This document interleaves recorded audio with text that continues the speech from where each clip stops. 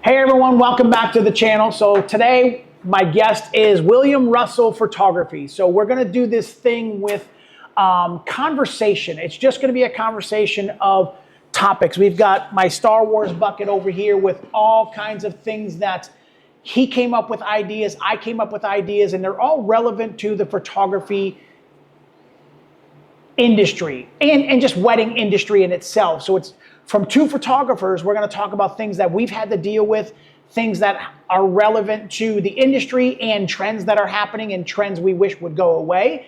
So that's what we're going to be doing, almost like a vendor table kind of thing like that. Two photographers just having a conversation.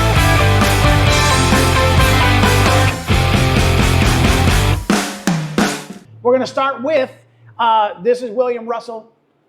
You can call me Bill. Yeah, call him Bill. And literally, when I say this man does fire, he literally lights things on fire. So all of our social media will be down below also. But we're going to talk about, we're going to have Bill pull the full thing. And all of these subjects are just things that him and I had put together. So Bill's going to start with the first subject. Eeny, meeny, miny, mo. Do this one here. What do we got?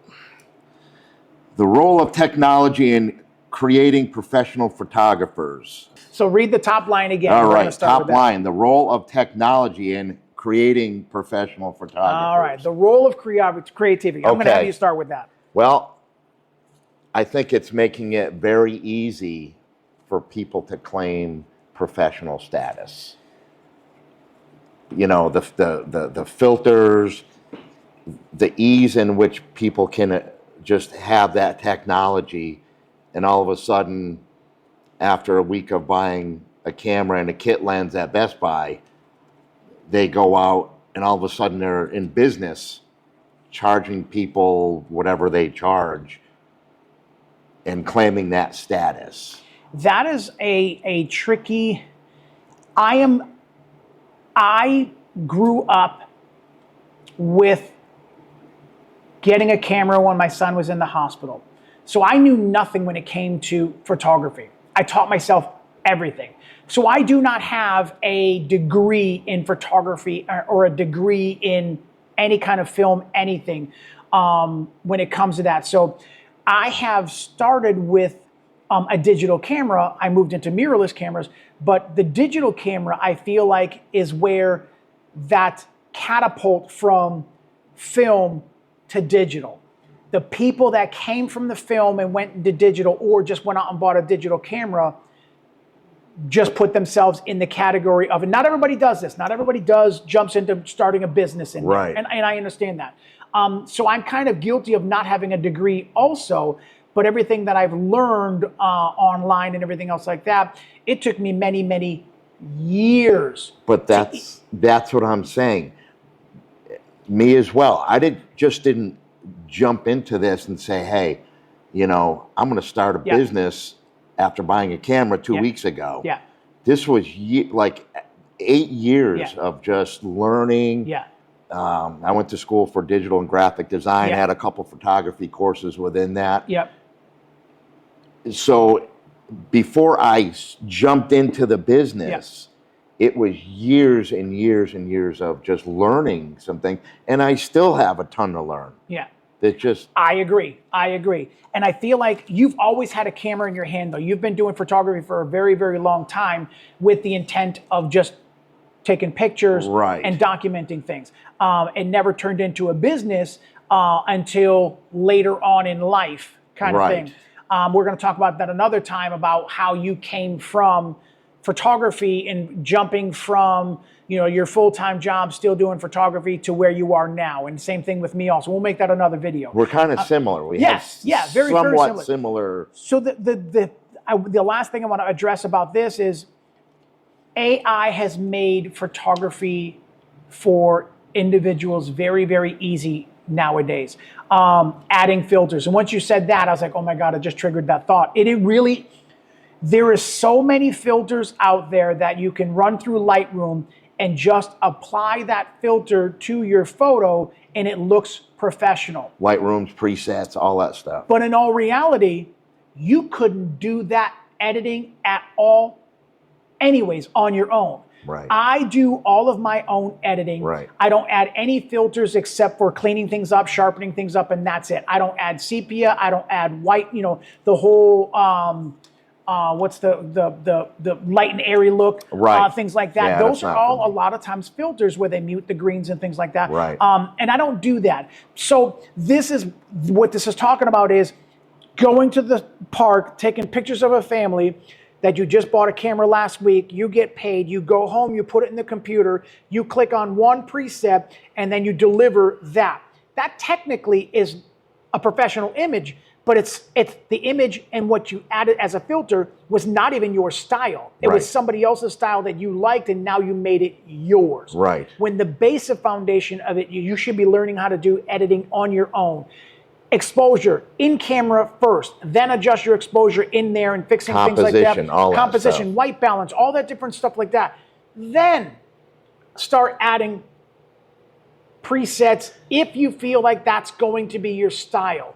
If it's not your style, don't do it, because once you start a style, You gotta and stick. a year later, a year later, you change that and you want to go to a different version, there's no consistency with your Right. photography. That's a no-no. I mean, one quick thing is, I don't begrudge anybody for wanting to start. Yeah. Like you buy, it's exciting. Yeah. It's exciting. Yeah. And I've seen other photographers that have just, well, say photographers, they just did what Yeah. I said. Yeah. And the pictures look like crap. Yeah. And they get paid whatever they get paid. Yeah. Which whatever. And the whole thing of, I hear a lot of other photographers say, well, you know, my wife always says this, well, they wouldn't be your clients anyways, but they might be. It's a good point. It's a good Like point. they might be. If you didn't have this, Yes. they would turn to people that have started a business years and years of, so they sometimes would go to the cheaper $50 photographer, and Which is fine. it's fine, but then they'll be like, oh, they're going to get buyer's remorse Yeah. and say, well, I'm never going to do that again. Yeah. Well, who do I go to Yeah. now? Yeah. So both of us are making sure that we're not saying don't do this. No, We're no. just saying and encouraging you, if you're going to buy a camera, don't fall prey to just slapping on presets and trying to charge people. Take the time to learn. Yes. Practice with friends and family for a year or 2 years before you start to say, we're not trying to, discourage anybody No. from doing it, but just do it the right way. Learn the fundamentals of it so you don't get caught in, it'll help you in the longevity of what you want to do. What we learned in the beginning, all the good, the bad, and the ugly, has got us to the level that we're at. And mistakes along the way. Exactly. And if you don't mistakes and you slapping presets on, you're never going to learn how to correctly edit your image. Like, we didn't start a photography business because we were bored at No. home.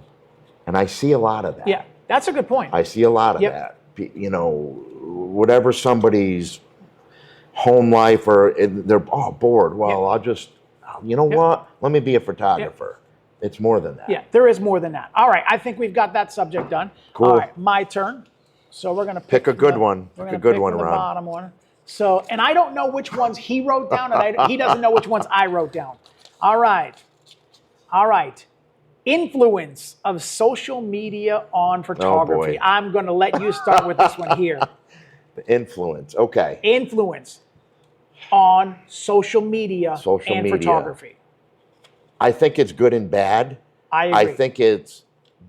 I think it's bad because there's a lot of unrealistic goals that people get. Like when we do weddings or events, and that person sees something on social media that's, like the Taj Mahal, but you're having your event in a cave.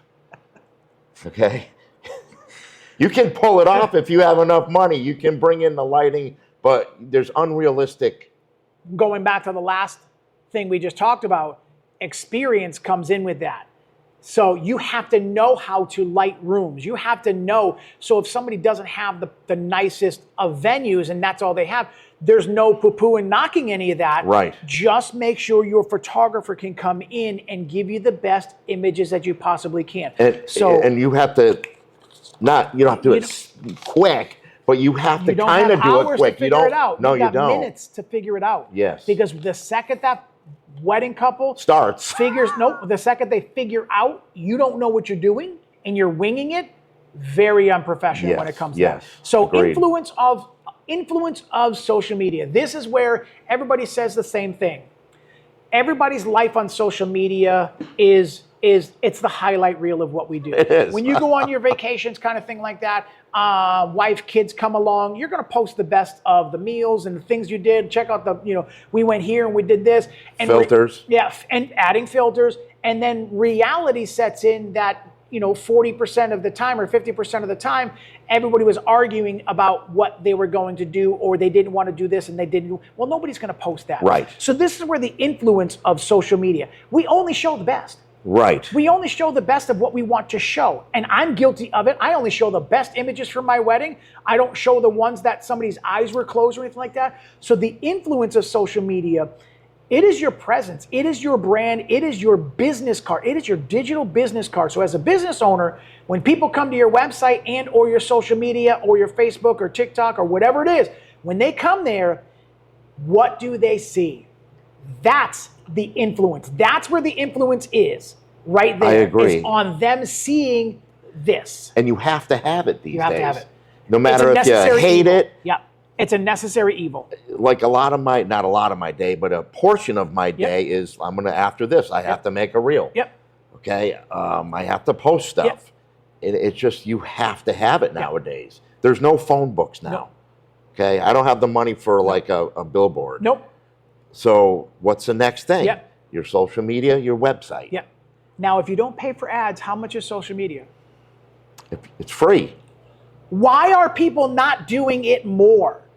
I mean, so we'll talk about another time how much time you put aside and I put aside and professionals put aside for their social media. I do not hire anybody to do my social media. I do it right. I do it myself. You do it, which means I always have to be thinking. Yes. I need to get a still of that. I need to get a reel of that. I need to get a video clip of that all the way through the day so that I can put them all together at the end of the day so that I can create my reel. Let me ask you something real quick. It might be another topic. Social media, do you need a website? That is a really good question. And I'm going to say yes.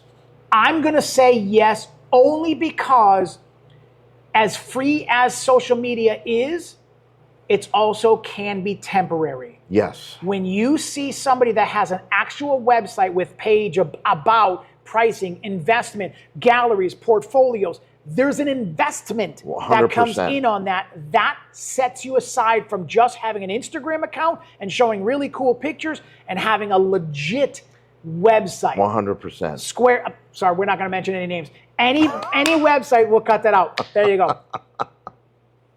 Professional websites are an absolute must. That is an influence on social media. Have a professional website and then have all of your links, make sure they work, connected to your social media. So you've got the meshing of the two of them. But that's a great topic. I know some people that just have social media and no website, and I'm going like, why?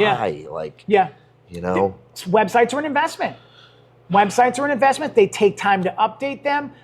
So we'll do that. There's a lot of social media do's and don'ts. Correct. In my opinion, do's and don'ts. I see some people, some photographers, they're on social media crying, like legit crying about what happened to them today. Yeah. That's like, in my opinion, that's not a good thing to do. That's not the place. And let's just preface this with everything else. This is just Bill and I's opinions. Yeah. This is all it is. All right, that one's done. I feel like we got that one. Next. All right. Take this little folded one. Let's see what this is. We're just reading the top lines. Just the top lines. The impact of amateur photographers on the professional market. Okay. All right, let's be careful with this one because we're not being discouraging at all. No. not being No, discouraging. no. I'm going to let you go start with this one. I think it's a good thing that people are getting into the field. I think there's work for everybody.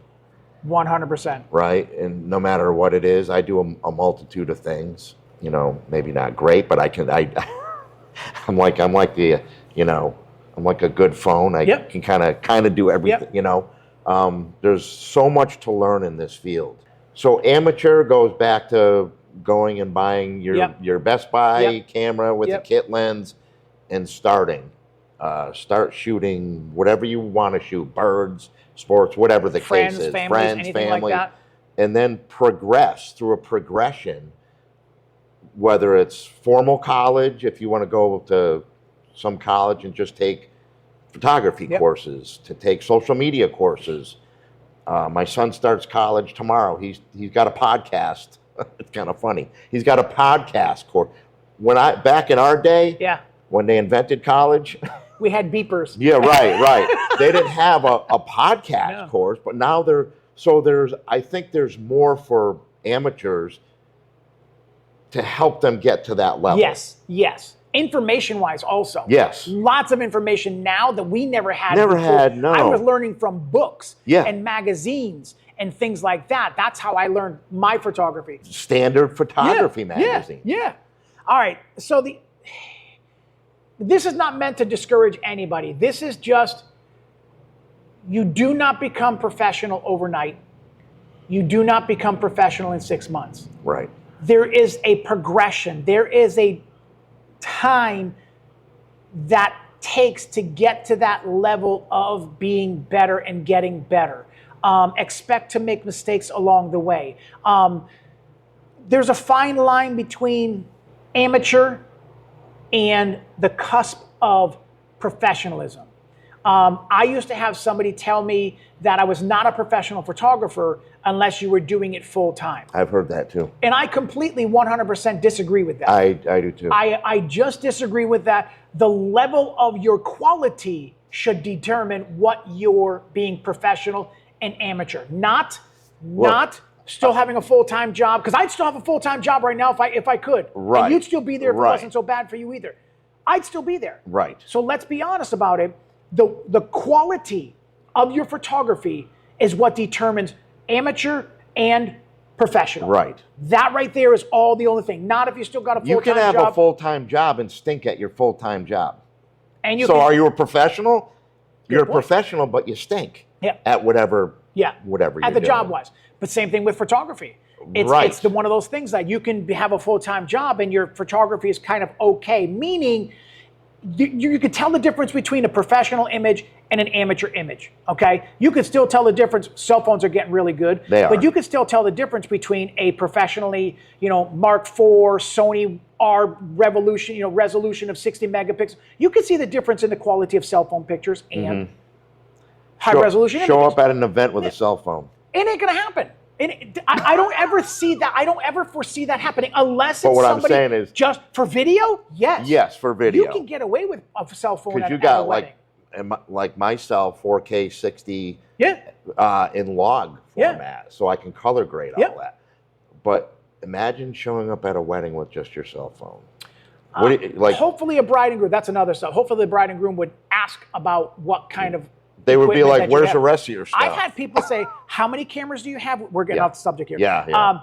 How many cameras do you have with you? Do you have backup batteries and memory cards with you? Do you have backups for your flashes and things like that? Also insurance, which is another subject. So all of those different things come into play. So we're talking about the level of amateur and professionalism. And there is a difference between the quality of the two. And I feel like that's what separates amateur from professionalism. Not if you're having a day job or not, it has nothing to do with it. It's just the quality of what you do, the quality of what you produce, the creativity of what you can produce, and what you deliver. That's what separates amateur from professional. Agreed.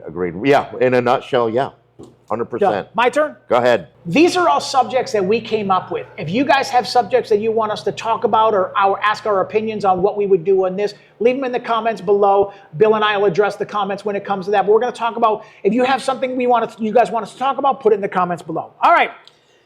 SEO and visibility. Do social media platforms offer better exposure than websites? I'll start with this one because I'm going to go back to having a professional website. Okay. My first website was a do-it-yourself. It was a WordPress based from a company. I wanted full control of everything. So I did everything myself, good and bad. What I did was I put pictures where I wanted to put it, put the text where I wanted to put it, make the black background black, and I had everything looking the way that I wanted to. I can upload images anytime I want, take down images anytime. I wanted full control of all of that. When I had a hiccup where something didn't look right, then I can call the company and they could help me and walk me through it. So in the process of doing that, what I did not realize was when I knew it was time to change is in my desktop, when I'm making my website and putting arrows in certain spots to click here, here, like that, when it went to the mobile mode, the arrow went up here and the click went down here. So it So the jumbled format it, was different? So let's talk about SEO for a second. That is a necessary part of your business. SEO is recognition on any... I have to improve on mine, just to let you. And that's okay. SEO is necessary for ratings on Google and online presence when it comes to that. So I had to get another company and say, okay, this is what's happening with mine. So I picked the template that I wanted. I still have full control of adding images, removing images, but you stay within the aspect ratio of the parameters of the template. No matter what device you're on? Correct. Okay. So now in that company and that template for the company that I have now for professional in there is now set up. It takes everything I do for desktop, calculates, rearranges, and does everything for mobile. So it does it automatically. I don't have to, if I see anything out of place, they fix it. See, on the one I use, there's stuff at the top where I have to I click on desktop view, mobile view, yep. Make sure it looks straight. Yep. Because I've done some stuff on desktop and, you know, my wife's like, oh, this looks messed up on that. I'm like, thank God she's there. Yeah, So. yeah, exactly. So the SEO and visibility, that's what websites are for. Yes, you can have a social media presence, which is very important. Right. Yes, it should not replace a website. We already talked about it should not replace your website. You should have both. I agree. Okay. Yep. So what this is talking about is SEO and visibilities. They should not replace your websites for social media. Visibility. So this now website has now asked me a whole bunch of questions on what I do, the things that I photograph, where my base is, all those different things. They now take that information and add it into the back pages for the SEO purposes. So if I move to Connecticut now, they only have to change where my base is, kind of thing like that. So then I see what you're saying. So that's what SEO is all about. And that's a very watered down version of what SEO is, but it is a necessary part of your website for presence on the internet. It's not your social media. It's completely separate. SEO has everything to do with your website for rankings on your Google pages and any search engines when it comes to that. And the thing is, on social media, you know, if you have 1 million followers and you have your website SEO optimized, what's going to be better? Yep. The combination is a killer. The combination of both is the best. And if you have 10 followers like me, I have some clients. I have some clients that don't have any social media. Oh, okay. But they have internet, which means that's where they found me. So I always ask, and you'll probably do the same thing. I always ask, how did you hear about me? Now, this is another subject. How did you hear about me? They always tell me, I always ask, because I want to know, did so-and-so refer me? Did Bill refer me? Did another photographer refer me? Did a venue refer me? Right. Lately, 80% of my inquiries, so 8 out of 10, have been finding me on Google. Okay. That tells me my SEO is working. Okay. And I've gotten some off of social media. Yep. Some on the website. So that's where my SEO apparently stinks. No, it doesn't. It doesn't stink, but I don't know, like... It's just where you show up on the list. Right. Where you show up on the list. So I list. think that's where I have to put the hammer down and improve on that. Yeah. Yeah. I think that's a weak point. Well, it's For not me, a, anyways. no. Your website and your social media, there's nothing weak in it. What you have to do is just optimize it so that Right. it works better for you. It works. It just needs to work better. Does that make sense? It does. It It just does. needs to work better, which is being SEO optimization. All right, your turn. All right. Discuss whether having a large following on social media platforms like Instagram equates to being a credible professional photographer. Does popularity mean quality? Ooh, can I go first with this one, Bill? Go ahead. I had one bride that did not hire me. Ron, we love your work, we love your personality, but you do not have enough followers for us. I had a bride not hire me because I did not have a large enough social media. Yeah. I don't know if I'd want to do that wedding to begin with. And this is, again, just That's our my opinion. opinion. They're entitled to their opinion They are, also. but, yeah. So I get that. If Yeah. I'm not the right, all I care about when you talk to me, if I'm a good fit for you Right. or not. And if it's because of social media, no problem. If you don't like my hair, no problem. If I'm not a good fit, just Right. tell me. Right. Just tell me. Right. So she was perfectly honest with you. And I was like, you know what? No problem at all. I understand that. She had a larger following. She wanted to use her picture. She had a big, and I get that. But does popularity mean quality? It does not. No, it does doesn't. not. Because you can buy likes and you can buy shares and you can buy, I have never done that. You can buy friends and you can pad almost your social There's media. some social media people on there. Yep. They're I don't want to use the word garbage image, Yeah. but I'll use it Yeah. for lack of a better word. And they have thousands and hundreds Yeah. of thousands of followers. Yeah. And yet you'll see another person on social media who's a very good photographer, and they won't have as many Yeah. likes.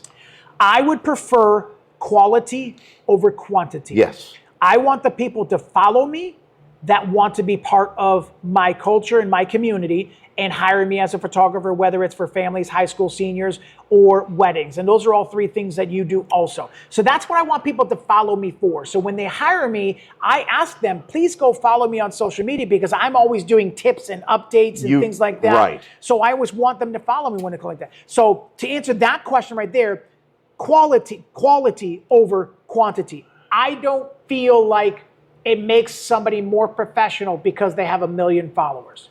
Right. This is just our opinion. 100%. I totally agree.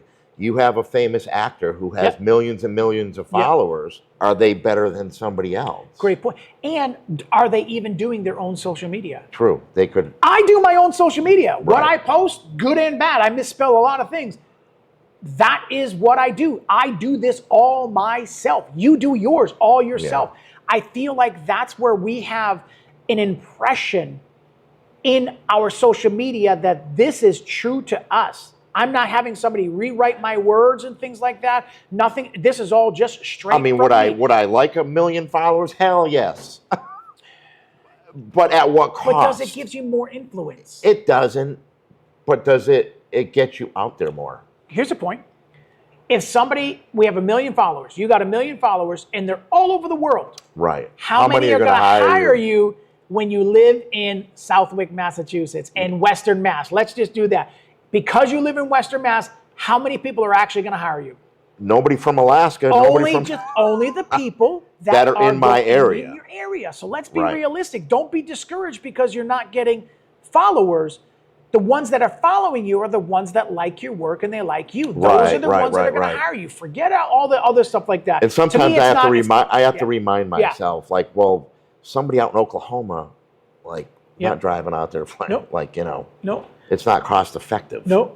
And we were talking about it before. Somebody reached out to me from Rhode Island. So I do weddings in Rhode Island, Vermont. I'm going to Virginia next year. So Florida. So those are all people that live here and in this new Western Mass area, and they hire me to go out to there. Right. So that's the people that I want to gravitate to. I don't need people following me from Alaska and Australia. And I've had this conversation before, and it's like, say there's somebody in Florida that wants a wedding, that lives in Florida. Yep. There are so many good photographers in Florida. Yep. Why would somebody call me? Good point. So we're gonna end this on this. I have had somebody to do that. I did a wedding in Florida. It was people that lived here in Right. Massachusetts. They called me up and said, hey, Ron, we like your work. We want to hire you as a photographer. I said, excellent. What's your date? Where's the venue? Florida. I was like, well, what do you mean? Yeah, she said, okay, here's the situation. Right. She said, we all live down here. We have a timeshare that's there. Okay. Okay. So we already have the venue that's out there. We don't want somebody that we don't know and that we can do engagement pictures with down here. We want you for the Jack and Jill also. So we want to work with somebody See, that in makes this area. sense. Okay. So they ended up paying for my airfare, my hotel, and my car.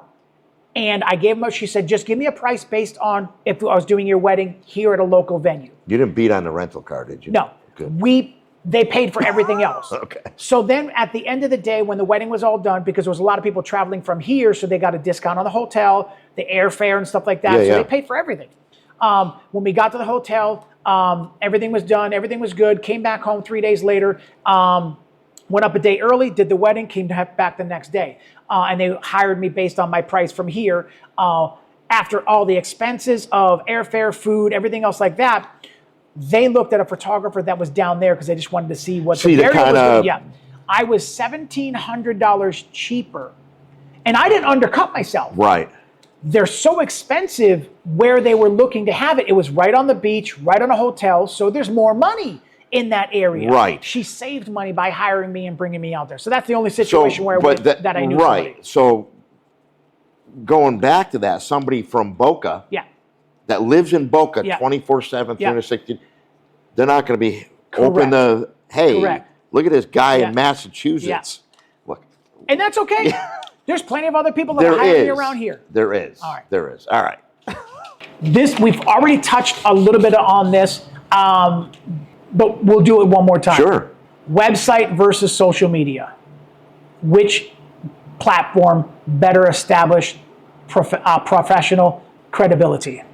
What if you had a choice of one or the other? That is a great point. Okay, so let's play the devil's advocate for a second, because we both agreed both. Right. You got to have both. What if you only had to pick one? Ooh, if I only had to pick one, in my perfectly honest opinion, I would have to go with social media, only because I feel like website is more credible when it comes to professionalism.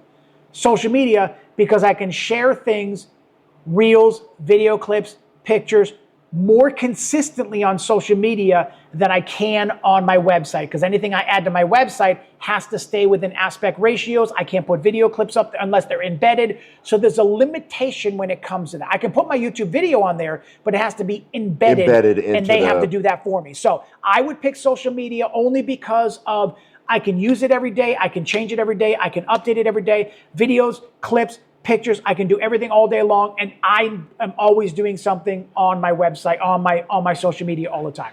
I agree. I think it has more versatility. Agreed.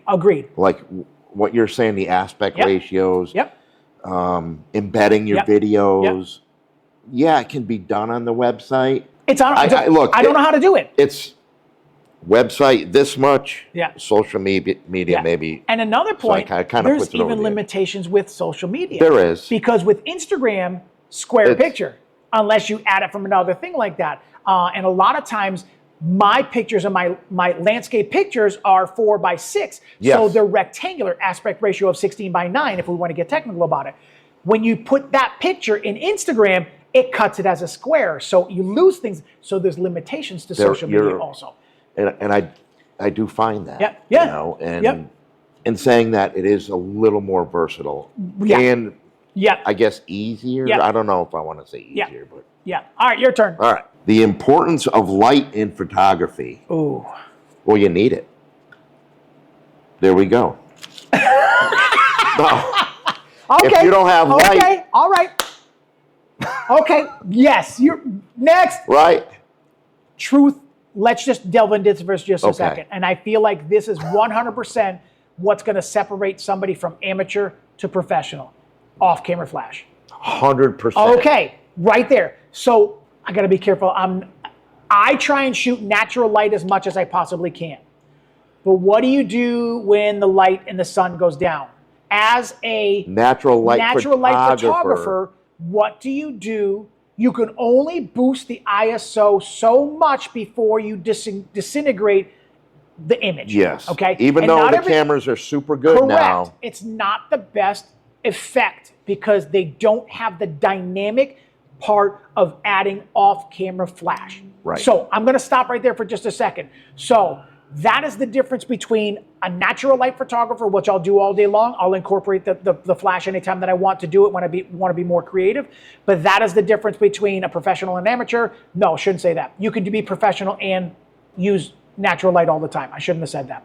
Meaning, light is necessary. But for my style, light is it's necessary. It's a super important part. I am off-camera flash 90% of the time. When I'm in the middle of the dance floor, I'll have on-camera flash. You and I have both done the same thing. Bill does this really cool stuff with blurring the lights behind him and stuff like that. But think about that event that we did together. If you didn't have flash, I couldn't do it. I would have really struggled, and you and I saw the other natural light photographer struggling when it came to go inside of that dark colored venue. When we went from outside to inside, instant struggle. It was instant struggle. Yep, instant struggle. One flash, and didn't know how to adjust properly. So learn. You can do. See what I mean? Light is just like you can do it with IS, like you were saying, you can boost the ISO, but there's a point. Yep. There is a point still, even with these great cameras, where you're going to hit that threshold. Yep. Where it's if they go to print that, somebody wants a 16 by 20 canvas, you're not getting that. I mean, have people done it? Yeah, they've done it, but is it consistent? Great point.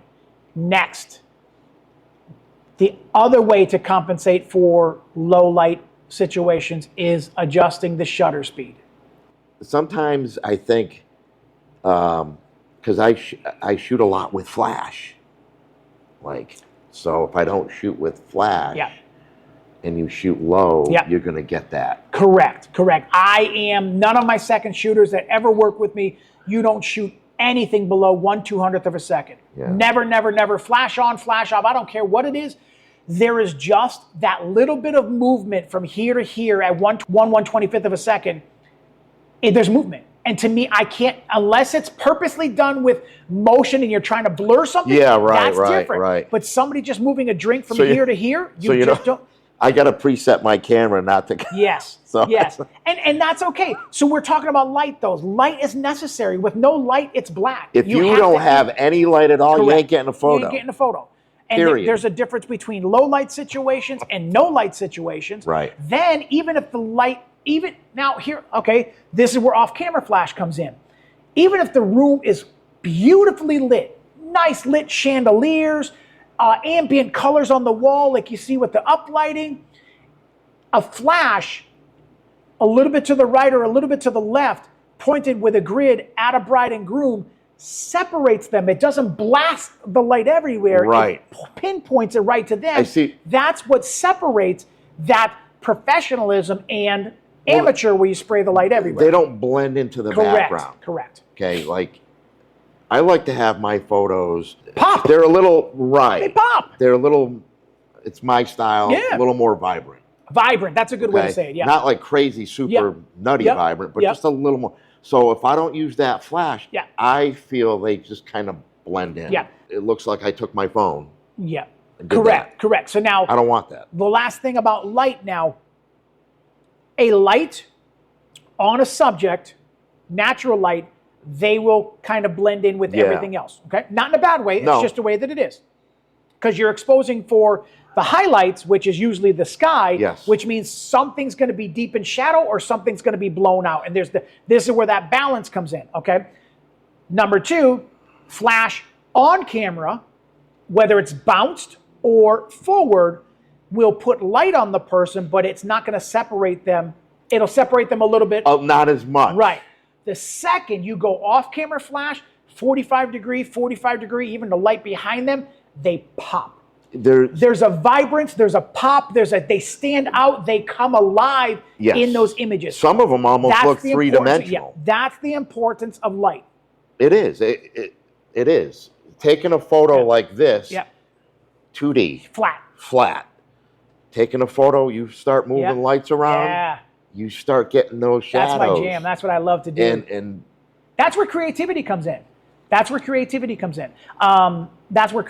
There's so much more to light that we could talk about. I know. But Another subject we'll do another time is the pros and cons into doing zoom lenses on your camera, and the lowest you can go is 2.8, or primes 24, 55, 35, 85, 50, anything like that at 1.2 and 1.4 and 1. You and I ran into that problem with one of the venues in Connecticut, so we needed those primes. We needed so them. We'll do another video subject on that another time about primes and zooms. Go. Yeah, all right. Oh boy. Okay, contracts and copyright. Who owns the photos? Oh gosh. You had me pick. All right, let's do it. All right. Right up front. Right up front. Go. Here Go. it goes. I'm gonna let you do this one for now, and If I'm doing a job, an event, I'm taking the photos. I own the photos, right? Whether I do the sports or whatever, I'm pretty free, and especially with the kids, I let them do what they want with them. You know, I like if I take like the high school photos, as long as you're not. I don't deliver raw. You're going to pay for raw photos. that's another subject. Raw and JPEG. Yeah. Raw and JPEG Right. and delivering raw. I've had somebody ask me for raw photos. I don't do that. So anyhow, who owns the photos? This is just our opinion, but legally, this is true. Yes, it's legally. I believe it's the person who takes the photos. Now, there's a caveat to this. We're friends, right? I help you out, or you help me out, right? Like if I help you out, I'm not posting those photos. If I'm helping you out for a job that is you, that's not my stuff. Yeah, I took the photo, but it's for you. Yeah, like you kind of get where I'm going with this. So I know exactly where you're going. Like, I'm not going to stick that on my website, or if I did, it would be under your permission. It would have a whole. If you go on my website, I have a bunch of topics or subjects. That topic would be second shooter, whether it's an event or a wedding or things of that nature. Shot under Ron Lemelin Photography, because I'm not going to take full credit when I'm helping you, helping you out, and it's your event. That's just the way I work. It's I think morally, And that's ethically. the right, and ethically, yeah. I think it's the right thing to do. I've been in a lot of jobs occupations where camaraderie and friendship and that, I don't want to call it a bro code, but I just can't think of anything right now. You have to honor that. Yeah. Okay? There's nothing wrong with being a second shooter. Right. You're still making photographs. You're still showing your work. But you should not take full credit. Like, they're not yours. I don't know if I in my opinion, did that like. No, that summed it up everything. In my opinion, whoever has the contract owns the images. I don't care if I brought 5 people shooting with me. It doesn't matter. Anybody shooting under the contract person's name owns the images. Well, that's it. I'll go into something further on that. If you get hired, I don't want to say the name of these companies. They're bigger wedding companies, okay? And they hire, I don't know, 3 to 5. Yeah, subcontractors. Right. It says right in there, like, these are not yours. Yeah. You have to ask permission. Yeah. So let's address that. The person that has the contract owns the images. Yes. With your client. So you and your client own the images. Yes. Because I give the copyrights to my images. I give them copyright privileges for them to print up and things like that and share with friends and family. Yeah. Whoever has the contract, the client and the contract. So that business owner owns those images. 100%. Okay. The lawyers have even talked to that about this. That's where the copyrights come in. If you're second shooting for someone, and this has happened with a friend of mine that I was talking to he's in California now. Yep. He allows his second shooters to share their images on their social media. Okay? But Hold on. So I was like, wow. I said, now, he goes, wait a minute. He goes, there's a stipulation to that. Okay. They are not allowed to post any pictures before the gallery is delivered. Rule number one. That should be... Rule number one. Don't share them before But that's the client's common sense. Is it? Anyway. Well... Second, they are only allowed to share 1, 2, or 3 images. So there's Okay. a number. It's under 5. Okay? They are only allowed to share those images with checking with the primary photographer first. Okay. Okay? Now they said, yeah, go ahead. They are not allowed to post those pictures without tagging the primary photographer first. It is an absolute no-no that you post any images that you took with your camera, Right. and you have them, but you second shot for somebody else with your camera. You do not own those images. I mean, how many times have we done stuff together and we tag each other? What is That is proper etiquette. But I don't understand what... It is something that is, just because you took it with your camera, you don't own the images. And it is Right. legally true. Right. It is legally true. You do not own as long as the contract says. Now, if you have a verbal agreement between you and I said, hey, do me a favor, just don't post them without tagging me. And I wouldn't. But I have no contract with the so-and-so. Right. I wouldn't do it either, but no contract with so-and-so. Legally, you could do that because there's no legally anything binding between. Right. So first of all, if you have a wedding, there should be a contract. Yeah. I've asked somebody before, they were like, well, we kind of hired somebody. I was like, well, did you sign a contract with them yet? She goes, no, we don't have a contract with them. I was like, first of all, contract with your vendors, your caterers, your DJs, your florists, your photographers.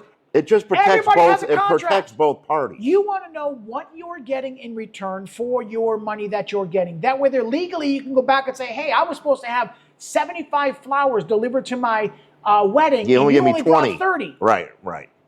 So It covers both sides. Both sides. And then somebody can't come back to me and say, hey, so-and-so, you're supposed to be doing this. I was like, no, I was only hired for 8 hours. That was it. No, I hired you for 12. No, you signed the contract for 8. Right. So it's legally, it holds you accountable to both of that, good and bad. So going back to the copyright thing, the one that holds the contract with the client own the images. Right. That's it. Without that, there's not a leg anybody could stand on legally. I've already checked with lawyers on this. There's nothing they can do legally. They do not own the rights to those images at all whatsoever. If they share them, they have to tag the primary photographer, photographing under so-and-so, whoever it's going to be. That is proper etiquette. And especially if you start doing like that, stuff like that in the area that you're working, you're going to have a few people say, you know what? Last time he did that, I worked with him and he kind of didn't, he didn't, do this way here. And Right. like it's a red flag kind of thing like that. Nobody's going to want to work with you. It's disrespectful, right? You don't do that to friends. Nope. Period. And Or colleagues. who is it? You're still getting your photo out, even though you're tagging the main photographer. Yep. Your photo's still there. I don't know what goes through their head. The proper definition of portfolio. I really don't. When you're second shooting, you're building your portfolio. Your portfolio, the definition of portfolio is sharing 1 to 10 images as building your portfolio. Right. You don't share galleries. Right. And galleries of hundreds and hundreds of images of your stuff. Of the same wedding. Portfolio is Right. just, 5, 6, 7 images. That's what you're going to show. And that's what you're supposed to do. That's how you build a portfolio. Now, you start doing 10, 15 weddings a year, second shooting for someone. That's how you build your portfolio. Providing when you're sharing those images up on your website, there is something on there saying, I second shot for so-and-so. Now, that you did something creative, you did the editing, I get that. But the base image of that thing, you would not have been at that wedding if it wasn't for that primary photographer. Right. Okay?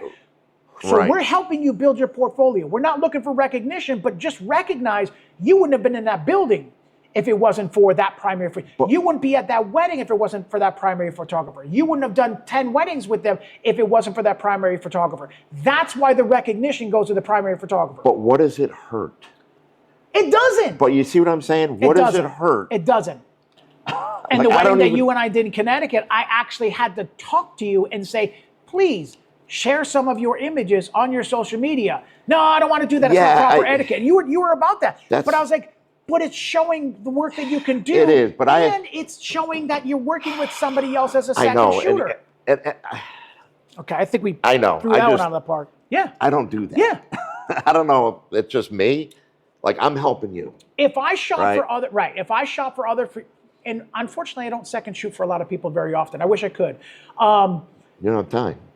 Well, yes and no, but I've second shot for people that I know as photographers that are considered colleagues. So you and I have a friendship. I've got a lot of friendship with a lot of people. This was a person that just needed help with that. So it's not my friend, it was a colleague kind of thing. I went in, did my job, turned my cards over, and I was done, kind of thing like that. So there's a difference between, knowing the person that you're shooting with, especially if you don't know how to do weddings. And especially if somebody's literally training you and showing you and now you're the pro. Yeah. Where to stand, when you're working with me, you're on my right or you're on my left. So also helping you with the settings of your camera because you've never done reception lighting before. Or you've never been to that venue before. And you've never been to that venue before. They're literally showing you how to do weddings when it comes to that. So like whether it's male, female, or whatever. Doesn't matter. Don't do that. Respect the primary. Don't do that to a friend. Because you're going to get a black mark next to your name in the area. Just don't do that to a friend. or a colleague or anybody else in the industry. And it's just not. That's just crazy, It's just not the proper thing to do. Yeah. Thank you everyone for coming back to the channel. We appreciate your time. These are our opinions when it comes to two photographers talking about things going on in the industry and things going on for trends and things like that. So if you guys have any comments, put them down below. If you have any questions you guys want us to talk to us about topic-wise, just put them down in the comments below. And thank you guys as always. And remember to smile more because it hurts less. Peace.